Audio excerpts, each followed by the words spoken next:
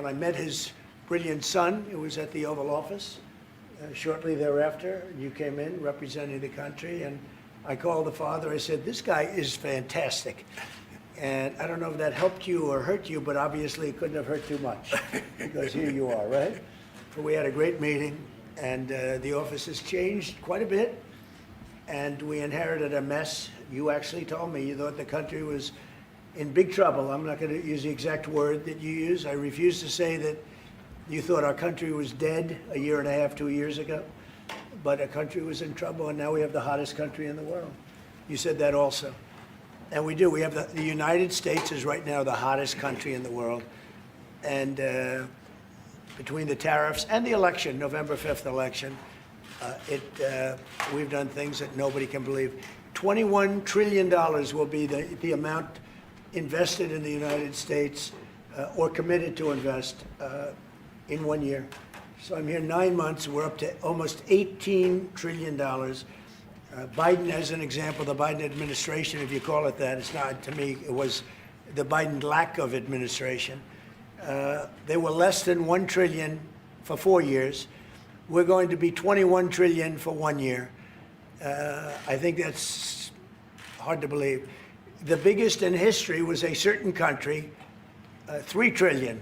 We're going to be $21 trillion. On top of that, prices are coming down. We inherited a mess with high prices, the worst inflation in the history of our country. We had inflation that was a single 4 years, the worst inflation in the history of the United States. Gas prices through the roof, and that's after destroying our petroleum reserve, which was meant for wars and big emergencies, not to try and win an election. They opened up the reserve so that people get $3 less in gasoline, and it didn't work. They got about 3 cents less, because as big as those reserves are, they're peanuts when you're talking about that kind of traffic. And we're rebuilding the reserves. We're doing all of this, and we've done a job. We're also bringing down prices very substantially, and we've already brought them down very, very substantially. Gasoline is way down. I think you'll be seeing $2 gasoline, but we're now at $2.50, $2.45. Some are lower than that. It was $4.50, $5, $6, $3.50, $3.75 under Biden, all different numbers, but way high. And we have energy way down. But the biggest thing to me, because I know what it means in jobs, is the fact that we're at over $17 trillion, Scott, and we expect to be around $21 trillion in 1 year. And that's many times bigger than in history. The highest number was $3 trillion. And we're going to be at $21 trillion. That means new plants, new AI, new auto plants. We have auto plants coming in from Canada, from Mexico, from Germany, from Japan. Toyota just agreed to invest $10 billion on new auto plants, all American workers. We've never been in a position like this. You can go back to the beginning. Our country has never been in a position like this, and it really is because of the fact that we use tariffs to bring all this money in. And you're going to see the results in a year when these plants start to open up. We have more plants under construction now than at any time in the history of our country. And these are big plants. These are the biggest plants anywhere in the world. And I want to thank you because you've agreed to invest $600 billion into the United States. And because he's my friend, he might make it $1 trillion, but I'm going to have to work on him. But it's 600. We can count on 600 billion, but that number could go up a little bit higher, yes, sir. I don't know. We'll see. But we appreciate it very much. So Saudi is going to be investing at least $600 billion, and that means investments in plants, in companies, money on Wall Street, and what it really means for everybody that really counts is jobs, a lot of jobs. We have a lot of jobs. So I just want to thank you. We've been really good friends for a long period of time. We've always been on the same side of every issue. I think we've done a great job in wiping out the nuclear capacity of Iran. Nobody else could have done that. No other president would have done it. We had the pilots in the Oval Office right here. We were celebrating a very successful attack. So I had them in with that beautiful B-2 bomber that's over there. And they said, sir, for 22 years, we practiced this attack. Our predecessors, these were very young guys, so 22 years, They said our predecessors and us practiced the attack on Iran, but no president ever gave us the go-ahead. 3 times a year they went out and they practiced the attack. Nobody let us do it until you came along, and I let them do it because it was the right thing to do. You can't have a nuclear Iran. And so we put you in a very good position. But I just want to say it's an honor to be your friend, and it's an honor that you're here. And if you'd like to say a few words, but thank you very much. Well, thank you, Mr. President. This relation has been a relation for about 9 decades, and we've been working together for a long time. But today it's a very important time in our history because there is also a lot of things that we're working on in the future. We believe in the future of the United States of America. We believe in what you're doing, Mr. President. It's really creating a lot of good things and good foundation to create more economic growth, more business in America. And it will also your work for the world peace. I believe, Mr. President, today and tomorrow we're going to announce that we are going to increase that $600 billion to almost $1 trillion of investment, real investment and real opportunity by details in many areas. And the agreement that we are signing today in many areas in technology, in AI, in earth materials, magnet, etc., that will create a lot of investment opportunities. So you are doing that now. You're saying to me now that the $600 billion will be $1 trillion. Definitely, because what we are signing, it will facilitate that, and I like we will that build very on much. it. Go ahead. You worked hard. No, that's great. I appreciate that. That's great. We're doing numbers that nobody's ever done. And in all fairness, if you didn't see potential in the U.S., you wouldn't be doing that. Definitely. You don't want to lose money. As you said, Mr. President, it's the most hottest country in the planet. But what you're creating is not about opportunity today. It's about also long-term opportunity in the United States of America that will affect American economy positively in the next coming decades. Preparing the right foundation of emerging technologies, that's a game changer for America in a good way, and we want to be part of it. Yeah, we're doing really well. And this, you don't see what we're doing so much because we have, although the construction industry sees it. If you look at Caterpillar, who's been incredible, the tractors, everything else, the numbers that we're doing in construction are unbelievable. Some of the plants that we're building, AI, and they're building their own electric with the plant. I gave them the right to build their own electric with the plant because no country, frankly, will have this. China's working very hard to produce enough electric, but we're beating China substantially at AI, which is a big thing. And we had a great meeting 2 weeks ago with President Xi, but on AI, we're doing well. And I have a man, David Rommel. Yes, sir. David, could you say a few words about what you're seeing on the job front and all of the, some of the assets, and also how we've been helped by the Saudis in terms of the kind of investment they've made, please. Yeah, most certainly. Thank you for the opportunity. I am a facility leader for GE Vernova, and if you look at the landscape for GE Vernova investment, over $750 million in the U.S. focused on true manufacturing jobs here stateside. We're looking at tripling the output of our Greenville, South Carolina facility, where we make the gas turbines that are supporting U.S. needs as well as the Saudi Arabia needs. Right. So real jobs, $300 million in gas investment, resulting in over 500 pieces of new equipment being installed in the Greenville, South Carolina facility. That translates into roughly 1,800 jobs across the board for GE Vernova as we try to scale capacity to be able to meet this demand. Along with that, we're partnering with local communities to build the skill set that's required to meet these capacity needs. So that talent pipeline is incredibly important. So it's real jobs in the manufacturing space. Well, you've been great, and thank you very much. And we love that state. I won that state by record numbers. I won a lot of states by record. Texas, a lot of them by Indiana. We're working with Indiana or something right now. We won that. We won a lot of them by records, but that was one of them. I want to thank you very much. Say hello to everybody. Great job. You're doing a great job. Thank you. So just in wrapping up, we'll take a couple of questions, but I want to just tell you what an honor it is to be your friend. And I very much appreciate the investment of now $1 trillion, okay? I'm glad you got that out. I didn't want to be the one to tell them, but that's great news. We keep increasing, Mr. President. I know. Each time the opportunities are just increasing more and more. Well, the opportunities, right? We're doing better. even if you look back 6 months ago, I mean, now all of a sudden, you feel even better. So, and I think we're only going to go in one way. Does anybody have any questions? Mr. President, have you approved the export licenses for advanced chips to Saudi Arabia? The export licenses? We are working on that. We're negotiating that right now. Marco, do you want to talk about that, or Scott? Yeah, well, I mean, that's part of what we may have announcements on that later today. But that's what we've been working on is the mechanics by which something like that could be achieved. And it's part of the broader process, part of this broader engagement and cooperation between our two countries. Certain levels of chips, yeah. And for the Crown Prince, Your Royal Highness, you're talking about $1 trillion of investment. Could the kingdom continue to do that with oil prices in the mid-60s? We are not creating a fake opportunities to, please America, please President Trump. It's real opportunities.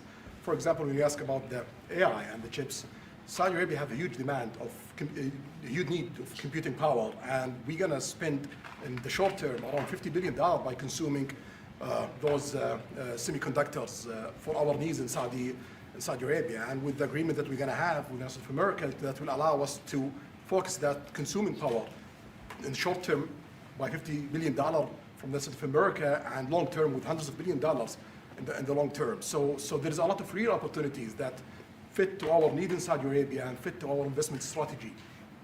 Mr. President, is it appropriate, Mr. President, for your family to be doing business in Saudi Arabia while you're president? Is that a conflict of interest? And Your Royal Highness, the U.S. intelligence concluded that you orchestrated the brutal murder of a journalist. 9/11 families are furious that you are here in the Oval Office. Why should Americans trust you? And the same to you, Mr. President. Now, who are you with? I'm with ABC News, sir. You're with who? ABC News, sir. Fake news, ABC fake news, one of the But the worst, question is one of the legitimate, worst sir. in the business. But I'll answer your question. Thank you. I have nothing to do with the family business. I have left, and when I've devoted 100% of my energy. What my family does is fine. They do business all over. They've done very little with Saudi Arabia, actually. I'm sure they could do a lot. And anything they've done has been very good. That's what we've done. We've built a tremendous business for a long time. I've been very successful. I decided to leave that success behind and make America very successful. And I've made America more successful by far than it ever was, and that it ever could have been, no matter who was president. There would be nobody bringing in $21 trillion, that I can tell you right now. As far as this gentleman is concerned, he's done a phenomenal job. You're mentioning somebody that was extremely controversial. A lot of people didn't like that gentleman that you're talking about. Whether you like him or didn't like him, things happen. But he knew nothing about it, and we can leave it at that. You don't have to embarrass our guest by asking a question like that. Okay, since you asked, Mr. President, please, go ahead. you allow me to answer. I feel painful about, the families of 9/11 in America, but, we have to focus on reality. Reality based on CIA documents and based on a lot of documents that Osama bin Laden, he used Saudi people in that event for one main purpose, is to destroy this relation, to destroy the American-Saudi relation. That's the purpose of 9/11. So whoever buying that means they are helping Osama bin Laden's purpose of destroying this relation. He knows that strong relation between America and Saudi Arabia, it's bad for extremism, it's bad for terrorism. And we have to approve him wrong and to build our relation, to continue developing our relation. It's critical in the safety of the world. It's critical against extremism and terrorism. About the journalists, it's really painful to hear, anyone that been losing his life for, no real purpose or not in a legal way. And it's been painful for us in Saudi Arabia. We've did all the right steps of investigation, etc. in Saudi Arabia, and we've improved our system to be sure that nothing happened like that. And it's painful and it's a huge mistake, and we are doing our best that this doesn't happen again. Mr. President, Mr. President, this side, Mr. Thank you, President. Mr. President. The Crown Prince has been instrumental in helping lifting the sanctions on Syria. Will there be any joint investment between the U.S. and Syria? And will you visit Damascus? Are you from Syria? No, but Where are you from? I'm from Palestine. Oh, you're making a lot of progress, huh? Very good. Well, they like me. The Palestinians like me. The Palestinians are doing very well, actually. I think we're working very closely with a lot of people that make everybody happy, including Israel, the Palestinians, and everybody. That's very interesting. No, I think that I will tell you the Crown Prince called me, and he specifically asked me if I would lift the sanctions on Syria, because he wants to see Syria make it. As you know, the leader of Syria was just here. We had a great meeting, and he's a strong guy, and I guess you need a strong person to run it. And I think Syria's made tremendous progress. We did lift the sanctions at the request of the Crown Prince. Also, the president of Turkey, Erdogan, called me specifically. He said, you know, if you don't lift the sanctions, Syria doesn't have a chance. If you do, they have a very good chance. And between the two of them and some others, I lifted the sanctions. And the results so far have been pretty good. President, can I ask you a question about the F-35s that are being sold to Saudi Arabia? Are these the same ones that are being used by the Israeli military? And if so, how does that allow for the qualitative military edge for Israel? And then I want to ask you, because you brought up the plight of the Palestinians, are you aware of relocation flights to South Africa that are taking place right now? Which flights? There are relocation flights that are taking place. Some Palestinians are being charged up to $2,000 I'm a not going to seat. South Africa for the G20 because I think their policies on the extermination of people are unacceptable. So I'm not going, so I won't refer to anything having to do with South Africa. South Africa has behaved extremely badly. But I will say that when you look at the F-35 and you're asking me, is it the same? I think it's going to be pretty similar, yeah. You know, How will that this affect- is a great ally, and Israel's a great ally. And I know they'd like you to get planes of reduced caliber. I don't think that makes you too happy. They've been a great ally. Israel's been a great ally. And we're looking at that exactly right now. But as far as I'm concerned, I think they are both at a level where they should get top of the line. Yes, please. Can I just quickly ask for the Crown Prince, if I could just ask about the direct talks between U.S. It's all right. and Steve, 1 second. Go ahead. Have you reached an agreement on a U.S.-Saudi defense treaty today? And are you going to bring up the Abraham Accords in your discussion? I already brought them up. What did you say? I think I got a positive response. Would you like to respond? Yeah, so I'll put you on the spot. yeah, so definitely we believe having a good relation with all Middle Eastern countries, it's a good thing, and we want to be part of the Ibrahim Accord, but we want also to be sure that we secure a clear path of two-state solution. And today we have a healthy discussion with Mr. President that we're going to work on that to be sure that we can prepare the right situation as soon as possible to have that. I think we're, you know, I don't want to use the word commitment, but we've had a very good talk on the Abraham Accords. We talked about one state, two state. You know, we talked about a lot of things in a short period of time. We'll be discussing it further, too. But I think you have a very good feeling toward the Abraham Accords. Yes, definitely, Mr. President. We want peace for the Israelis. We want peace for the Palestinians. We want them to coexist peacefully in the region, and we will do our best to reach that day. And the defense agreement, have you reached agreement on that? We pretty much have. Question for the Crown Prince, if I could just finish. We have reached agreement on that. I wanted to ask you about the direct talks between the United States and Iran. Have you been fully briefed on that, and are you concerned at all about how this might impact Saudi security interests? Well, we are close ally. We'll be working closely together on that issue, and we will do our best to help to reach a deal between the United States of America and Iran. And we believe it's good for Iran's future to have a good deal that will satisfy the region and the world and the United States of America. So we will do our best to see that day happen. And by the way, Iran does want to make a deal. I can say I think they very badly want to make a deal. I am totally open to it, and we're talking to them, and we start a process. But it would be a nice thing to have a deal with Iran, and we could have done it before the war, but that didn't work out. And something will happen there, I think. But they would very much like, I mean, they may say something else, but they would very much like to have a deal. Do we have a You timeline? announced Yeah. that you are going to sell 35 F-35 Say jets. it. You said you are planning to sell the F-35 jets to Saudi Arabia. Yeah. Is it part of the security agreement? And how you assess the defense partnership between Saudi Arabia and the United States? And the question was, Well, no, I just said it, though. I mean, we're going to sell them F-35s. That's the end of the question, I Is guess. it part of the security agreement or no? No, we're going to have a deal. They're going to purchase F-35s. They're buying them from Lockheed, and it's a great plane. We make, by the way, the best military equipment. You saw that during the Iran little skirmish. We make the best planes, the best missiles. We make the best offensive missiles. We make the best military equipment in the world. Nice. For His Royal Highness, I would like to ask you about how you see the cooperation between the United States and Saudi Arabia in the advanced technological field, especially AI, and how it will support Saudi Arabia to serve its goal to achieve the vision of 2030. Well, I will try to answer that in short, but definitely there's a lot of interest in many industries between Saudi Arabia and America, and we are signing a lot of agreements in different areas that will really add value to American economy, but also to add value to us in Saudi Arabia. And AI, it's critical for us because one of the long-term problems that we could have is lack of workforce. As you've seen in the past few years, some of them have reached 30% of the global immigration to Saudi Arabia.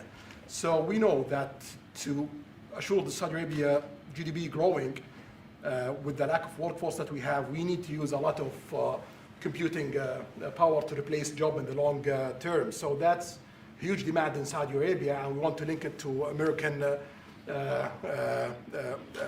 private sectors and getting the supply from America. So there's a lot of opportunities in that area. And we're also involved in AI in Saudi Arabia. So we're working, and we're leading by a lot on AI. Actually a lot. China would be in second place, but we're leading by a lot. And I have to say this, and our relationship with China has been very good.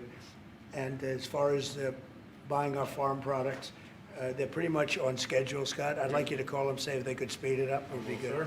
Okay, but they're pretty much on schedule. I'm sorry to give please. If I may, I have a question for both the Crown Prince and President. Who are you?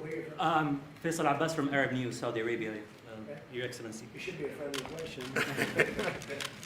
Your Royal Highness, just picking up on something you've just mentioned about how some people try to destroy the relationship between Saudi Arabia and the United States. Perhaps, since the launch of the vision, we've been used to having the bigger picture and that everything fits into the bigger picture. Might you want to elaborate a little bit about where is the relationship, the bilateral relationship, the strategic partnership between Saudi Arabia and the United States heading, and what's the big picture there? Well, I don't think it's a relation that we can replace it from the Saudi side or the American side. It's a critical relationship for our political attempt, for our economical attempt, for our security, for our military, for many things. And it has been there for 9 decades, and the opportunities that we have today, it's huge, and seems that it's going to get deeper in the next few decades. And what we are having today and tomorrow with President Trump, it's really a huge new chapter on this relation that will add value to both of us. When you think about it, I'm just sitting here. You're with the future king, a man who's respected by everybody, a man that doesn't have to be doing this, really. I don't have to be doing it either. And yet we're sitting here taking questions, we didn't say, oh, you can't talk about this. And there's never been transparency like this, even in his country, but there's never been, in our country, that's been acknowledged. But we didn't put restrictions, and I'm saying it's sort of wonderful to be taking questions from all over the world. Everybody's here. This is just a small group representative of tremendous numbers of media that are outside, that are very jealous that these people were so selected. But they're representing a lot of people that are outside. I think it's terrific that we can be sitting here being this open, and, I think it's really a wonderful thing. If you don't mind, I have a personal question for you, Mr. Okay, here we Mr. go. I should have President. said that. So apart from everything you mentioned in your opening remarks, you forgot to mention that you've de-escalated 7 wars since you started. At least in our part of the world, you are seen as a peacemaker. And adding that to all the executive orders and everything else you've mentioned, I really have to wonder, in your speech in Saudi Arabia, I was there, you said that His Royal Highness does not sleep at night thinking how he does things better. We wonder in Saudi Arabia, how do you manage your own time, and what's your formula for management? He does not sleep much, and I don't sleep much. I think we have the same schedule. We're thinking about our countries. And if you sleep a lot and you're president, we just had one that slept more than any president. He broke every record. He sleeps all the time, during the day, during the night, on the beach. The only guy could fall asleep on the beach with the press watching.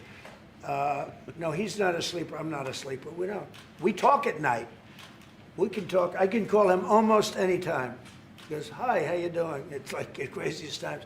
But now, when you love your job, when you love your country, and when you're in a position like we are, future king, highly respected, crown prince, and in my case, President, you're thinking about your country. You're thinking about making America great again. We're thinking about keeping Saudi Arabia strong and vital and in a pretty tough part of the world, tricky part, right? Tricky part, a lot of tricky people. But he thinks about his country and I think about my country. I don't want to sleep. President Trump, do you expect a formal civil nuclear deal to be reached soon? Can you talk to us about that aspect With of who? with Saudi Arabia? I can see that happening. Yeah. Do you think that an agreement will happen today? It's not urgent. You know, it's always, when you have civil nuclear, but you have more oil than almost anybody else. We actually have more oil and gas than they do, but I refuse to say that. And on We that- have more than, we have more than anybody, can you imagine? And on the F-35s, are those sales, Israel had reportedly wanted those sales to be conditioned on Saudi Arabia moving to normalized relations. Israel will be happy. Israel is Is going to that be a happy. condition of the F-35? Israel's aware, and they're going to be very happy. Okay? Okay. Yeah, please. Hello. Hi, hello. My name is Amal Hazani from Sharq al-Awsat newspaper, from Riyadh, of course. I have a question for the Crown Prince and for you, Mr. President. Crown Prince of Saudi Arabia, how much you expected from developing the cooperation with the United States in the field of new energy, AI, supply chain? How much you expected from that? No limit. We just continue pushing forward. There's no limit. So we just push forward for all the opportunities that we have. You have to understand, this is really a great ally. Just the fact that they're now doing, I came in here at 6, I did not know that. I was pushing for the 1 trillion, but he didn't tell me that. Now he told me. This is a great ally of ours. You know, when you invest $1 trillion, that's national security for us too, because it creates jobs, it creates a lot of things. And I would say, Scott, right, when you hear one country is putting $1 trillion into the United States, that creates national security. And, you know, I think that they don't have to say that, but I think a big part of that is also the fact that tariffs are in play. But even beyond tariffs, that's a real ally that will do that. Creates a lot of power for the United States. We are also in Saudi Arabia very happy because this much of Saudi money is functioned here, and of course it's come back for us for benefits. So it's complementary interest. So this is the I think what's different the friends and ally do. Well, look, I love the country of Saudi Arabia. I know the people very well.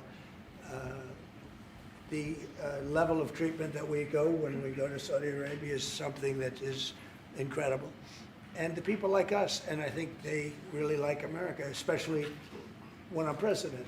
I mean, I don't think they liked America so much maybe for 4 years recently. I think Obama treated Saudi Arabia very, very badly, as you know. And I think Biden didn't have any idea where the hell he was. I don't think Biden knew the difference. How would you describe the future relationship with Saudi Arabia? I mean, from the strategic aspects, how would you describe that? Say the relationship is with?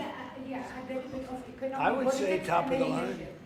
It's as good as it can. I don't think it can get much better. We have a country that trusts us, and that's why they make that investment. If they didn't trust us, they couldn't make that investment. And we trust them. They've been very reliable. Now I rebuilt our military in my first term, and we spent trillions of dollars, and we gave away some of it in Afghanistan stupidly because we had stupid people running our country. But we gave away, but that's, as much as it was, it's a tiny fraction of what we put here. And we're bringing our military to a new level, the highest level ever. We have those plants are going out. And again, it's all American jobs and everything, so it's good for a lot of reasons. But as far as Saudi is concerned, no, I don't think our relationship could be better. I don't think they had a great relationship under Biden, and I don't think they had a great relationship under Obama. But they have a great relationship under Trump. When we did the presidential Walk of Fame, you saw that, right? And we're walking, and I asked the Crown Prince, so outside of Trump, outside of Trump, because I blow everyone away, who was the best president for Saudi Arabia? And you could, maybe, it's an interesting answer, I don't know. Roosevelt, who started it, which is a Democrat, and Reagan, he's one of the historical presidents that have close ties with Saudi Arabia. But does Trump, we've worked with all presidents. does during Trump that blow time. them all away? No, it's another league, Mr. President. Mr. President, And Trump doesn't give a fist pump. I grabbed that hand, I don't give a hell where that hand's been, I grabbed that hand. Remember Biden? He travels for 20 hours, gets out, and he gives a fist bump. No. When you get out of the plane and you got the future king and the man who's one of the most respected people in the world, you shake his hand. You don't give him a fist bump, right? We don't want to ask you about that, but I can't imagine you were thrilled. You were like a little bit surprised. He's a fantastic guy. You don't do that. Yeah, please. we're getting closer to the end of the year. Have you started the interviews for the Fed chair? Yes. Who have you interviewed? I think I already know my choice. Who is it? Well, I liked him, but he's not going to take the job. He refused. You like Treasury better, right? Much better, sir. So we are talking to various people, and frankly, I'd love to get the guy currently in there out right now. But people are holding me back. He's done a terrible job, hurting housing a little bit. The truth is, we've been so successful, we've blown past his interest rate stupidity. He's been wrong. That's why I call him too late. He's too late. Jerome Too Late Powell. He was recommended to me by a guy that made a bad choice. And it's too bad. But despite that, it's having very little impact because we have all of these things happening. But it has an impact on housing to a certain extent. He's a fool. He's a stupid man. But we have some very good people. Yes, sir. You'll be sitting down with them in the near future, and We have some surprising names, and we have some standard names that everybody's talking about. And we may go the standard way. It's nice to every once in a while go politically correct. But we have some great names. Steve, Have you please. talked to President Maduro of Venezuela yet? Are you still No. open to that? He wants to talk. Yes, sir. Yeah, I'm open to talk. I talk to everybody. But no, he wants to. They treated us very badly. They sent all of their prison population into the United States, and we're getting them out rapidly. But he sent all of his, and he sends drugs into the United States and other things. No, he treated us badly. He was dealing with a bad president, and he was able to get away. We have now, I think we have the strongest borders anywhere in the world. Nobody's coming in unless they come in legally. We're taking very weak borders where millions of people came in. For the last 6 months, I don't do these reports. They say 0 people have been able to come in. Is that pretty good? Mr. I don't know if that President, number's right, but it's pretty Mr. President, why wait for Congress to release the Epstein files? Why not just do it now? It's not the question that I mind, it's your attitude. I think you are a terrible reporter. It's the way you ask these questions. You start off with a man who's highly respected, asking him a horrible, insubordinate, and just a terrible question. And you could even ask that same exact question nicely. You're all psyched up. Somebody psychs you over at ABC. They're going to psych. You're a terrible person and a terrible reporter. As far as the Epstein files is, I have nothing to do with Jeffrey Epstein. I threw him out of my club many years ago because I thought he was a sick pervert. And I guess I turned out to be right. But you know who does have? Bill Clinton, Larry Summers, who ran Harvard, was with him every single night, every single weekend. They lived together. They went to his island many times. I never did. Andrew Weissman, I hear. All these guys were friends of his. You don't even talk about those people. You just keep going on the Epstein files. And what the Epstein is a Democrat hoax to try and get me not to be able to talk about the $21 trillion that I talked about today.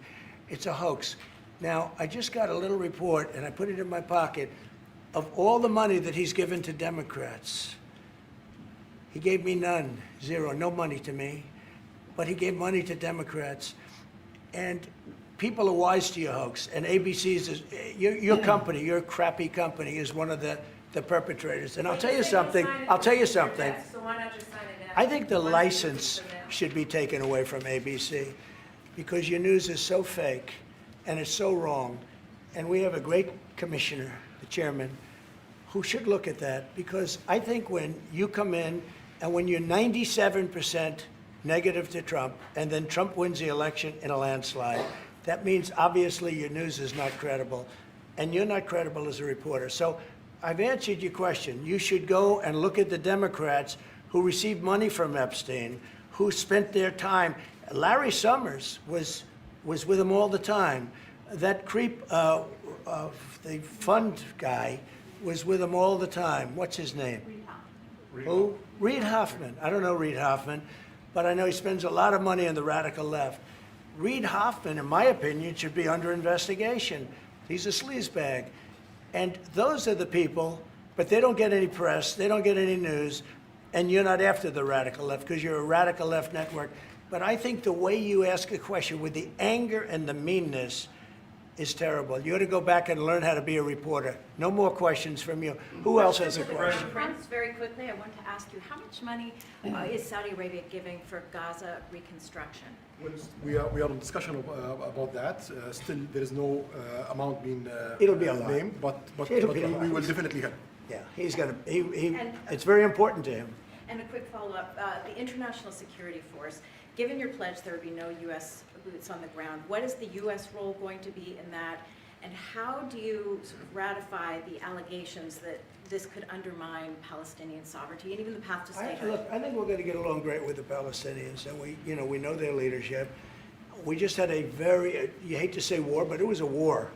Very, very successful. And you could say, really, it was on behalf of everybody. We did that on behalf of everybody. And the outcome was extraordinary because we had the best pilots, the best equipment, the best planes, the best everything. And Israel bought the best equipment. They bought it from us. Everything's from us. It all starts here. This office, I was talking to the Crown Prince a little while. You walk into this office, for somebody from the outside, the Oval Office, it's the most powerful place in the world. You're standing right now in the most powerful place in the world. And no matter how big you are, these are the biggest people, the richest people. They walk into this office. It's special, isn't it? Look at him. He's so happy to be here. But you walk into this office. It's the Oval Office. And we've done a lot of good with this office. I've stopped actually 8 wars. I appreciated your question before. But I've actually stopped 8 wars. I have another one to go with Putin. I'm a little surprised at Putin. It's taken longer than I thought. But we stopped India and Pakistan. I could go through the list. You know the list better than I do. I'm very proud. And I stopped one that was almost ready to start again. You know, there was one that was ready to start. And they're doing very well. So and it all took place right here in the Oval Office, whether by telephone or whether by they came in. Many of these leaders have come in, and you know they signed their peace deals right here in the Oval Office. So no matter if it's the biggest business people in the world or the greatest leaders in the world, the biggest leaders in the world, like the gentleman on my right, everybody walks into the Oval Office and they say, wow. And now, by the way, the Oval Office is in the kind of condition that it should be in. Whether you look at the walk or the marble floors or anything down the road, we're fixing the White House. We're building one of the greatest ballrooms ever to be built. You know, we have an event tonight, and we're going to have about 118 people because we have a very small room. For 150 years, they've wanted a ballroom, and now you're going to get a great ballroom. And I have to say, I probably made a lot of enemies because in your honor, we're having a dinner tonight, a beautiful dinner tonight, and we have a very small room, right? It's called the East Room, and it's beautiful, it's lovely, but it's like for a little cocktail before you go into a ballroom. It's a very small room. They've wanted a new ballroom for 150 years. We could have sold the big ballroom out 3 times in honor of this gentleman. So I made a lot of enemies because I have a lot of people that are invited tonight or are unable to come because of the size constraint. But you know what we'll do before I leave office? We'll have another dinner because we'll have it ready long before I leave office, and it's going to be beautiful. It's you know, it's a very popular thing what we're doing. And by the way, no government funds. It's all put up private money, all private money. And in the case, I think it's, there's a restriction on foreigners, otherwise I could have asked you just for a check, okay? But there's a restriction.